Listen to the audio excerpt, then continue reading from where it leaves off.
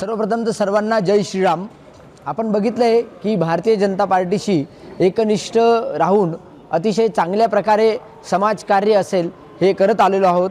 काही कारणास्तव पक्षामध्ये जे नको ती लोक धनदांडगे यांनी प्रवेश केला आणि त्या ठिकाणी आमच्यासारख्या सामान्य कार्यकर्त्याला जो अहोरात्र पक्षनिष्ठेने एकनिष्ठेने पक्षाच्या ध्येय धोरणांना राहून त्यांना लक्षात ठेवून काम करत होता अशा चांगल्या कार्यकर्त्यांना नाकारण्यात आलं आणि त्यामुळेच एका चुकीच्या उमेदवाराच्या विरोधात म्हणून इथे मी निवडणूक लढवत आहो।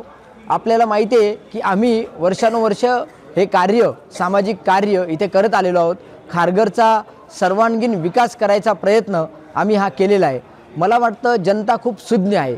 जो 2 दिवसाआधी इथल्या सन्माननीय आमदार साहेबांना जे भलं बुरं बोलत होते, अगदी निकृष्ट दर्जाचं किंवा खालच्या स्तराला जाऊन त्यांच्यावर टीका टिप्पणी करत होते, त्यांच्या जे काही त्यांनी विकास कामं केले त्यांनाच ते खड्ड्यांमध्ये दाखवत होते आणि आज तेच धनाच्या किंवा आपल्या आर्थिक बळावर भारतीय जनता पार्टीचं तिकीट घेऊन लढत आहेत।